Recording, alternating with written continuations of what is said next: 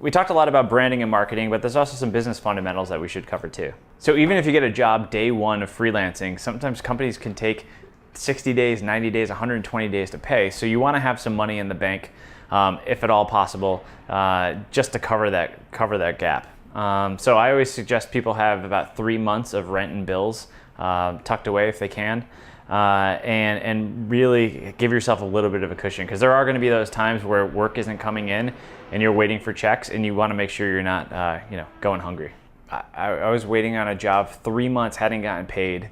I had rent coming up, and then I emailed them and like, oh, actually we needed a purchase order from you.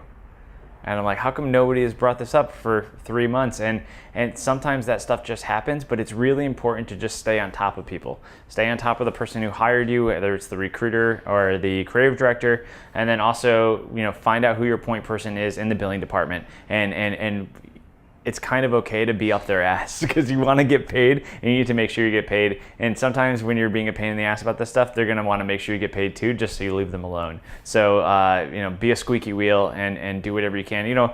It's typical, if somebody pays you, it's been 30 days and they haven't paid you yet, that's kind of an expected amount of time. But once it gets past 45 days, then you can start being a little bit more persistent.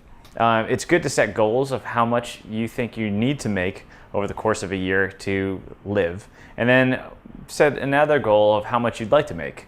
How much you like to make so you can maybe go on a vacation, or so you can, get a new wardrobe, whatever that is, and figure out how many jobs you need to take in order to make that happen.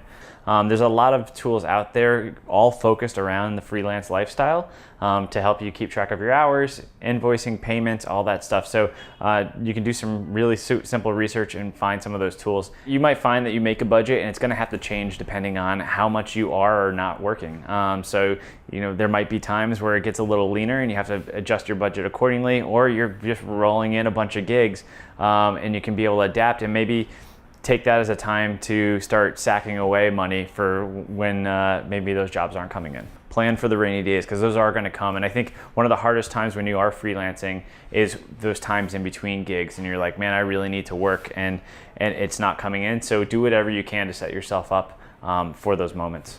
There is some patterns that happen in freelance, and it might change between advertising and photography and illustrators and all that, but it can become very cyclical. I know in the summer months, a lot of people are on vacation and you're just not as busy. But then as soon as August or September hit, everybody's looking to hire you because they're planning for Super Bowl spots or the holidays. So yeah, there is just inherent downtimes, and you kind of have to figure out what that is within your own industry. So that's why it's important to meet people, make friends that are doing something similar, and gain whatever insights you can from them, from people who have already been doing it.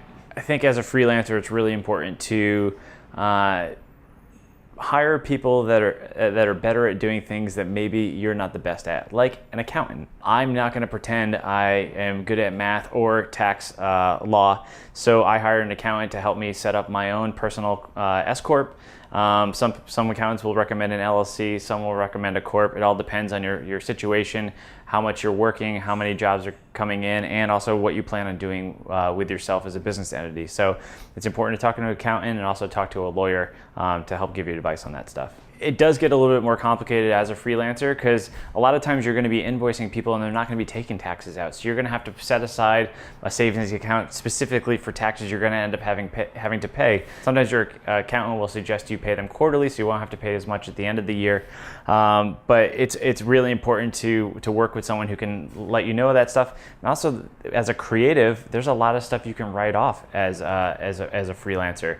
Whether it's cultural research, so it could be your books and magazines and internet and video games and movies you go to, or it could be your rent if you have a home office. So there's a lot of particulars depending on your situation of what you can and can't write off. So that's where it's really helpful to hire an accountant. It's like it's hard, because I think some people are lured by the day rates of freelance, or the like, oh, I can do whatever I want with freelance, but it's a lot of work, and you're now suddenly your own company. You have to keep track of some stuff that you're probably not very good at, like running a business. You're basically running a business.